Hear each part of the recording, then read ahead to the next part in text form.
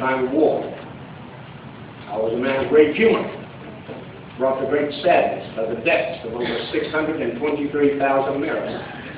I was a man who many say saved the nation and freed the people, only to lose his life at the hands of an assassin.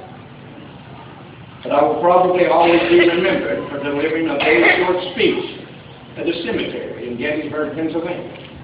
I wasn't the main speaker for that event. No, they gave that honor to someone else. Edward Everett was the most famous speaker in America. He stood up on the platform that morning. He addressed the crowd for 2 hours. It was a wonderful speech. Tell me what he said. I spoke to the people that day a little less than 3 minutes. And this is what I said. 407 years ago, our fathers brought forth on this continent a new nation, conceived in liberty, and dedicated to the proposition that all men are created equal. Now, we are engaged in a great civil war, testing whether that nation or any nation so conceived or so dedicated can all endure. We're men on a great battlefield of that war. We've come to dedicate a portion of that field as a final resting place for those who here gave their lives that that nation might live. It is altogether fitting and proper that we should do this. But in a larger sense, we cannot dedicate. We cannot consecrate. We cannot hallow this ground. The brave men, living and dead, who struggle here, have consecrated it far above our poor power to add or detract. The world will no longer remember what we say today, but it can never forget what they did here. It is for us the living, rather to be dedicated here to the unfinished work which they who fought here have thus far so nobly advanced. It's rather that we be here dedicated to the great task remaining before us. That from these honored dead, we take increased devotion to that cause which they gave the last full measure of devotion. That we here highly resolve that these dead shall not have died in vain, and that this nation under God shall have a new birth of freedom, and that government of the people, by the people, for the people, shall not perish from the earth. Now, ladies and gentlemen, I delivered that speech in a cemetery much like this one, 150 years ago. But we gather here today in remembrance to honor all of our departed loved ones, and especially those American patriots who gave the last full measure for what they believed in. The spirit of Memorial Day was born out of the tragedy and the horror of the Civil War.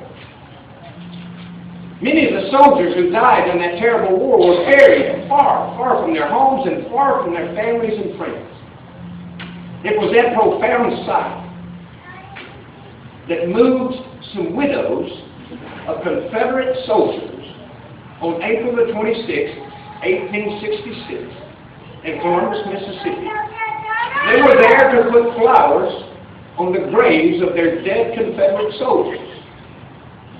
And they noticed that there were no flowers on the graves of the Union soldiers. They took a portion of the flowers they had brought to honor their dead husbands and placed them on the graves of unknown Union soldiers. It was that beautiful act by those gracious Southern women that laid the foundation for what we now recognize as Memorial Day. Now, one of my generals, John Logan, proclaimed May the 30th as Decoration Day. Logan wanted citizens all over the country to remember the soldiers, both blue and gray, who fought and died in that terrible war. But General Logan had only done by proclamation what men and women on both sides of the Mason-Dixon line had been doing for years on their own. These were people who were moved by compassion and kindness. They felt the need to remember, to honor, and to pay tribute to these brave men, both North and South.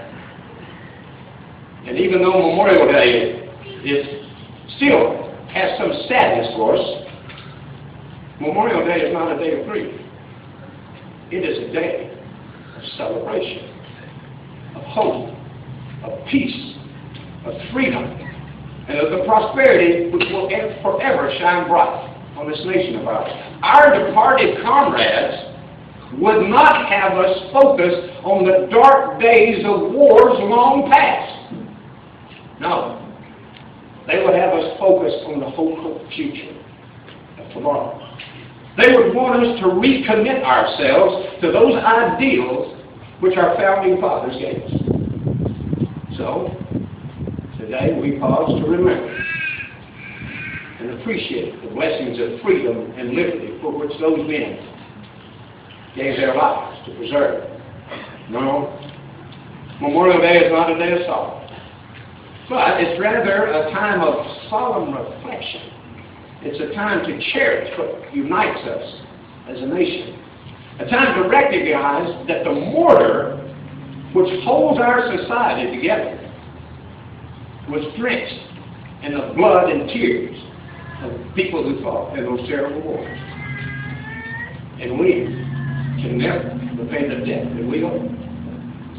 But we can renew our commitment to lead the world toward greater peace, freedom, and liberty.